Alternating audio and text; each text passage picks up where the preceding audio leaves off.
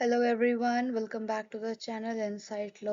आज मैं आपके साथ डिस्कस करने वाली हूँ पॉलिटिकल साइंस वन की यूनिट 5 को। ये लास्ट यूनिट है पॉलिटिकल साइंस वन की। इसके बाद आपकी ये सीरीज खत्म हो जाएगी। तो ये जो है 4 पार्ट्स में डिवाइडेड है यूनिट। पहली बात करता है ऑर्गन्स ऑफ गवर्नमेंट, जिसके अंदर हम डिस्कस करेंगे एग्जीक्यूटिव क्या है, लेजिस्लेचर क्या है और जुडिशरी क्या है, और इन तीनों के बीच में रिलेशनशिप क्या है। देन हम डिस्कस करेंगे सेपरेशन ऑफ पावर्स क्या है, then public opinion, then theories of representation. तो चलिए स्टार्ट करते हैं। देखो, पहले हम बात करते हैं एग्जीक्यूटिव क्या है। देखो, एग्जीक्यूटिव्स ना वो होते हैं जो लॉ इम्प्लीमेंट करने में हेल्प करते हैं, ठीक है। जैसे कि हमारे प्रेसिडेंट हैं, है ना, पीएम वगैरह, जितने भी यूजुअली बड़े मिनिस्टर्स हैं। वैसे एग्जीक्यूटिव में ये भी आते हैं, आईएएस आईपीएस वगैरह, तो सब आते हैं। तो देखते हैं हम फिनर ने इसकी क्या डेफिनेशन दी है। फिनर बोलते हैं the branch of government responsible for the implementation of law and the administration of the state. ठीक है, एक तो वो लॉ इम्प्लीमेंट कर रहे हैं, दूसरा वो स्टेट देख रहे हैं कि ठीक से काम कर रही है नहीं कर रही है। अब ये दो तरीके की होती है, पहला पार्लियामेंट्री, दूसरा प्रेसिडेंशियल। अब देखो, हम टू फॉर्म्स ऑफ गवर्नमेंट पहले पढ़ चुके हैं लास्ट वाले में, जिसमें बात करते हैं हम कि पार्लियामेंट्री गवर्नमेंट क्या है और प्रेसिडेंशियल गवर्नमेंट क्या है। तो देखिए इसके क्या फंक्शंस हैं। तो देखो, जो एग्जीक्यूटिव है ना, वो day to day affairs handle करता है गवर्नमेंट के। फॉर एग्जांपल, लॉ इन्फोर्स हो रहा है नहीं हो रहा है, एडमिनिस्ट्रेशन कैसे काम कर रही है, डिफेंस एंड फॉरेन रिलेशंस कैसे हैं, फाइनेंशियल मैनेजमेंट कैसे हो रही हैं, इमरजेंसी पावर्स जो लग रही हैं। देखो, इमरजेंसी पावर्स होती है ना, वो आप कॉन्स्टिट्यूशन में ज़्यादा अच्छे से पढ़ोगे। अब इसमें एग्जाम्पल क्या है, देखो इंडिया में president, prime minister, council of minister, ये सब एग्जीक्यूटिव का पार्ट माने जाते हैं। ओके, अब देखते हैं हम लेजिस्लेचर क्या है। देखो, जॉन स्टुअर्ट मिल बोलता है the legislature is the deliberative body that makes and enacts law. ठीक है, जो लॉ बना रही है और इनेक्ट कर रही है। ठीक है, अब जो जितने भी हमारे लॉज बनते हैं, रूल्स एंड रेगुलेशंस, एक्ट्स वगैरह फॉर्म होते हैं, वो लेजिस्लेटर बनाती है। अब लेजिस्लेचर क्या होता है, देखो एक तो पार्लियामेंट है और दूसरा स्टेट लेजिस्लेचर्स होते हैं। हर स्टेट का अपना अपना लेजिस्लेचर भी अलग है। ठीक है, उसके बाद इसके मेरिट्स क्या है। देखो, रिप्रेजेंटेशन, लॉज को रिप्रेजेंट करता है, लॉ को बनाता है, चेक्स एंड बैलेंस रखता है सबके ऊपर कि सब अच्छे से काम कर रहे हैं नहीं कर रहे हैं। डिबेट चलती है, आपने देखा होगा ना, पार्लियामेंट में चलता है, सेशन वगैरह चलते हैं, है ना। इसमें सांसद करके चैनल है, उस पर दिखाया जाता है, तो वहाँ डिबेट्स होती हैं, आउटकम्स निकलते हैं, सब होता है। फाइनेंस को देखते हैं ये लोग। और सबसे इम्पोर्टेंट, राइट्स को सेफ गार्ड करते हैं। क्योंकि देखो, हम कोई भी लॉ बना रहे हैं ना, कोई भी एक्ट बना रहे हैं, तो उसमें हमारे लिए ये इम्पोर्टेंट है कि हम कॉन्स्टिट्यूशन को एक तरीके से ध्यान में रखें कि किसी के साथ कुछ बुरा ना हो जाए कोई भी लॉ बनाते हुए। अब देखो एग्जाम्पल क्या है। देखो, इंडिया में लोकसभा है, राज्यसभा है ना, ऐसे। अब देखते हैं हम जुडिशरी। देखो, जुडिशरी का काम क्या है, रिसॉल्व डिस्प्यूट। जुडिशरी तो तुम्हें पता है, जुडिशरी क्या है, जितने भी कोर्ट्स हैं चल रहे हैं, ट्रिब्यूनल्स वगैरह भी हैं, सब ये सब जुडिशरी का पार्ट है। ठीक है, तो अब हम देखते हैं कि इसके फंक्शंस क्या है। Law, interpretation of law. देखो, तब हम कोई भी कोर्ट में जजमेंट आता है ना, तो उसमें जजमेंट में ना जितने भी जजेस होते हैं, वो अपने तरीके से ना उस लॉ का एक अलग मतलब भी निकालते हैं कि ये लॉ क्या कहना चाह रहा है, इस लॉ का क्या मतलब है, तो वो ये भी बताते हैं। उसके बाद डिस्प्यूट सॉल्व करते हैं, लोगों के दो पार्टीज उनके पास आ रही हैं अपनी अपनी परेशानियां लेके, वो दोनों की बातें सुन रहे हैं और फिर एक अच्छा सा सॉल्यूशन भी देते हैं, है ना। उसके बाद protection of rights. Of course rights तो प्रोटेक्ट कर ही रहे हैं हम, है ना। कोई आ रहा है, कोई जा रहा है, वो अपनी राइट्स बता रहे हैं, ऐसे। हाँ, तो देखो, एकदम से ये मेरा डॉग पता नहीं क्यों भौंकने लग जाता है। छोड़ो, हम स्टार्ट करते हैं। Judicial review. देखो, वो जो नीचे उनकी कोर्ट्स होती है ना, वो उनका भी ध्यान रखते हैं कि वो ठीक से जजमेंट दे रहे हैं या नहीं दे रहे हैं, या क्या चल रहा है, तो वो भी काम चलता है।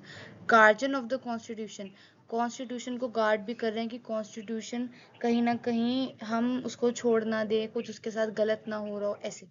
देखो एग्जाम्पल क्या है, सुप्रीम कोर्ट है, हाई कोर्ट है, लोअर कोर्ट्स हैं, डिस्ट्रिक्ट कोर्ट है, सब सारी कोर्ट्स, कुछ भी कोर्ट है। ठीक है, अब देखो इनके बीच में रिलेशनशिप क्या है। देखो, जो एग्जीक्यूटिव और लेजिस्लेटिव की रिलेशनशिप है ना, दैट इज कि जो एग्जीक्यूटिव है ना, वो अकाउंटेबल है लेजिस्लेचर को, क्योंकि देखो वोट ऑफ कॉन्फिडेंस हो रहा है, ऐसे। वो काफी ज्यादा कॉर्पोरेट करते हैं एग्जीक्यूटिव के जैसे, क्योंकि वो भी पार्ट एक तरीके से लेजिस्लेटिव का। अगर तुम देखोगे तो हमारे यहाँ पे जितने भी ये बड़े बड़े मिनिस्टर्स हैं ना, सभी लेजिस्लेचर का पार्ट है। अब ऐसे ही जो प्राइम मिनिस्टर है वो भी तो एक मिनिस्टर ही है, वो भी उसका पार्ट है। प्रेसिडेंट भी उसका पार्ट बनता है ना। तो ऐसे। अब इसमें नेक्स्ट क्या है, प्रेसिडेंशियल। अगर तुम प्रेसिडेंशियल गवर्नमेंट में देखोगे तो एग्जीक्यूटिव और लेजिस्लेचर जो है ना वो इंडिपेंडेंट है। वो आपस में क्लैश भी कर सकते हैं। फॉर एग्जाम्पल उनके यहाँ वीटो होता है, इम्पीचमेंट होता है ना। ये चीज यूएस में है सिर्फ। उसके बाद हम देखेंगे लेजिस्लेचर और जुडिशरी में क्या रिलेशनशिप है। देखो, जो जुडिशरी है ना, जुडिशरी का काम क्या है? जुडिशरी का काम है कि वो आपको एक तरीके से बचाएगा कि आपके साथ कुछ गलत ना हो, आपको न्याय दिलवाना उनका काम है। बट लेजिस्लेचर का क्या काम है? लेजिस्लेचर एक सॉवरेनिटी है, वो अपना काम खुद कर रही है, कर तो जुडिशरी भी रही है। पर देखो फर्क क्या होता है, लेजिस्लेचर ने तो लॉ बना दिया, अब उस लॉ को प्रोटेक्ट कौन करेगा? है ना, वो प्रोटेक्ट करेगा जुडिशरी। और प्रेसिडेंशियल में क्या होता है, प्रेसिडेंशियल में जो जुडिशरी है ना, उसको जुडिशियल रिव्यू की बहुत स्ट्रॉन्ग पावर दी जाती है, यानी कि बड़ी कोर्ट सारी छोटी कोर्ट्स पे अच्छे खासा ध्यान रखती हैं। एग्जीक्यूटिव ऑफ जुडिशरी में क्या आंसर है? देखो, जो भी एग्जीक्यूटिव है ना, वो कहीं ना कहीं लेजिस्लेचर को आंसरेबल होंगे, है ना। और जो जुडिशरी होगी वो भी कहीं ना कहीं लेजिस्लेचर उस पर ध्यान ही रखता है। तो इस हिसाब से ये दोनों भी आपस में रिलेटेड हो गए, है ना। पार्लियामेंट्री गवर्नमेंट तो वही है जो हम फॉलो कर रहे हैं। अब देखो प्रेसिडेंशियल में क्या होता है। प्रेसिडेंशियल में काम ये होता है कि जुडिशरी जो होती है ना, वो जुडिशियल रिव्यू का अगर चेक रख रही है, तो इसका मतलब ये है ना कि वो एग्जीक्यूटिव के एक्शंस पे भी ध्यान रखेगी, है ना, सब ध्यान रखेगी वो। अब देखते हैं हम सेपरेशन ऑफ क्या पावर क्या है। तो देखो, अभी हमने देखा कि प्रेसिडेंशियल में ना एग्जीक्यूटिव लेजिस्लेटिव के काम पे ध्यान रख रहा है, लेजिस्लेटिव एग्जीक्यूटिव को, वो उसको आंसरेबल है, वो उसको आंसरेबल है।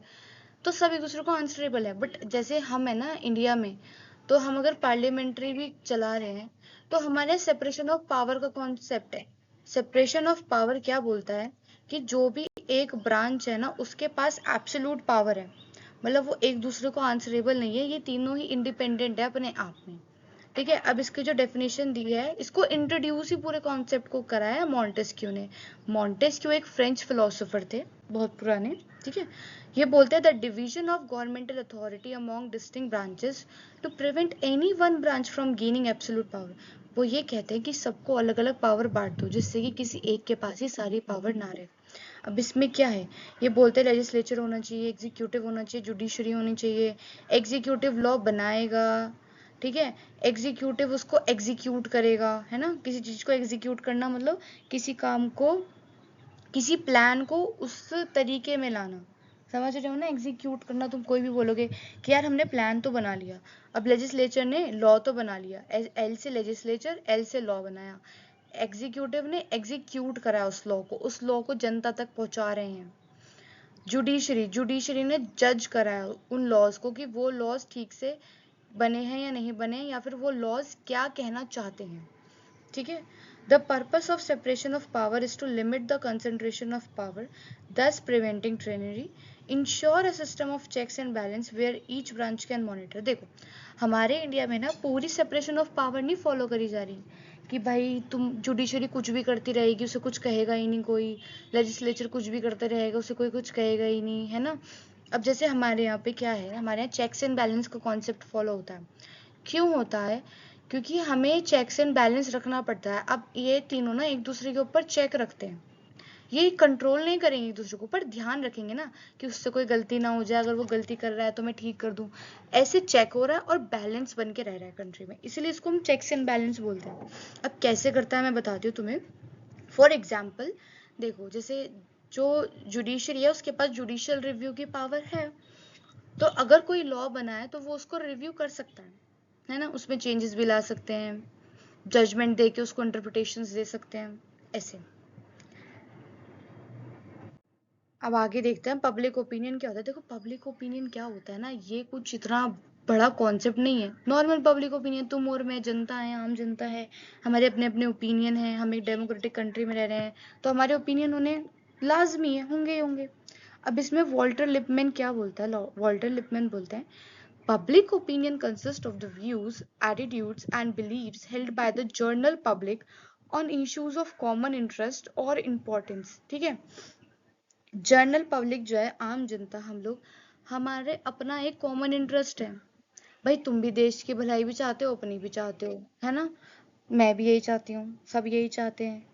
या हमारे देश के लिए, हमारे लिए क्या जरूरी है, हम ये भी चाहेंगे। तो इन दो बातों को मद्देनजर रखते हुए हमारे क्या ओपिनियंस है, they are called public opinions. इसके की एस्पेक्ट्स क्या हैं? देखो, public opinion is not static, it changes over the time. अब आपके आज ओपिनियन जो है, जरूरत थोड़ी है कल भी रहेंगे, नहीं रहेंगे ना, आपके ओपिनियन बदलते रहते हैं। मूड स्विंग्स आजकल तो सबके इतने होते हैं, जो सुबह सोच रहे हैं वही शाम तक चेंज हो जाता है। तो वही पब्लिक ओपिनियन तो बहुत बड़ी बात हो गई। It plays a crucial role in democratic governance as leaders and policymakers often take public opinion. देखो, अब क्या होता है ना, हमारे यहाँ पे बहुत ज़रूरी है। क्यों है डेमोक्रेटिक में? क्योंकि डेमोक्रेटिक गवर्नेंस है, by the people for the people, लोगों के लिए बनाई गई। अब उनकी ही नहीं सुनेंगे तो कैसे काम चलेगा? सुनना पड़ेगा। इलेक्शंस, प्रोटेस्ट, मीडिया, ये सब सब इसीलिए चलाया जाता है जिससे पता चले कि पब्लिक के ओपिनियन क्या है। Example: in India, public opinion plays a significant role in shaping electoral outcomes and government policy, as seen during elections and public movements.